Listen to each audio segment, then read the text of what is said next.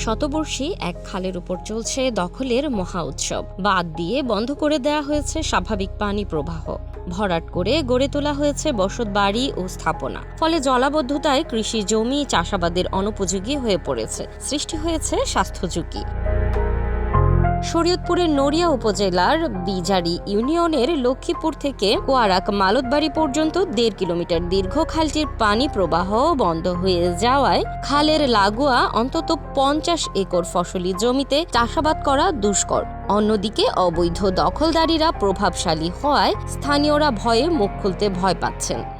এই কোয়ারাকবাসী যে কত দুর্ভোগ করতেছে এই খালের জন্য, কিছু কিছু পয়সাওয়ালা ব্যক্তিরা তাদের নিজের স্বার্থের কারণে খাল বন্ধ করে দেওয়া আজকে আমাদের এই দুর্ভোগ হারাচ্ছে। সাধারণ গরিব মানুষ তাদের কাছে তো পাত্তই পায় না, তাদের কোনো কথা কইতে পারে না।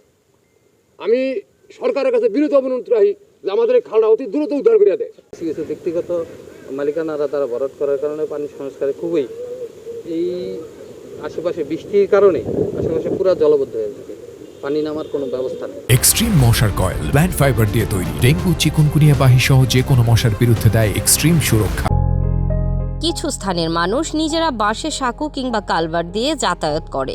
পানি আটকে অনেক স্থান পরিণত হয়েছে ময়লার বাগারে, ফলে খালের পানি দুর্গন্ধ হয়ে নষ্ট হচ্ছে পরিবেশ। এদিকে ফসলি জমি থেকে পানি না নামায় কৃষক আর্থিক ক্ষতির সম্মুখীন হচ্ছে। অবিলম্বে এই খালটি উদ্ধার করে পানি প্রবাহ সচল করার দাবি স্থানীয়দের। খালটা যেন পুনরুদ্ধার করে এবং প্রত্যেকটা বাড়িতে যাওয়ার জন্য একটা করে কালভার্ট দিয়ে দেয়। এই জন্য আমাদের কোনো গ্রামবাসী কোনো পক্ষে থেকে কোনো সমস্যা হবে না। আমরা জনগণের স্বার্থের জন্য এই খাল উদ্ধার চাই। যে যতটুকু দখলে আছে তা উচ্ছেদ করা হবে এবং আইনগত ব্যবস্থা নেওয়া হবে বলে জানান উপজেলা নির্বাহী কর্মকর্তা।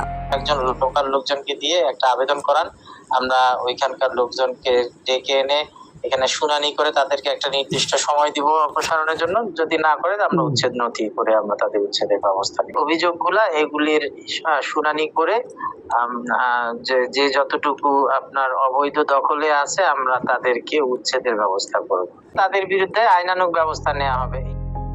শতবর্ষী এই খালের মৃত্যু মানে কৃষকের জীবিকা হুমকির মুখে পড়া, খাদ্য উৎপাদন হ্রাস পাওয়া এবং পরিবেশের আরও বিপর্যয় ডেকে আনা। তাই স্থানীয়দের দাবি অবিলম্বে দখলমুক্ত করে খালের পানি প্রবাহ সচল করতে হবে।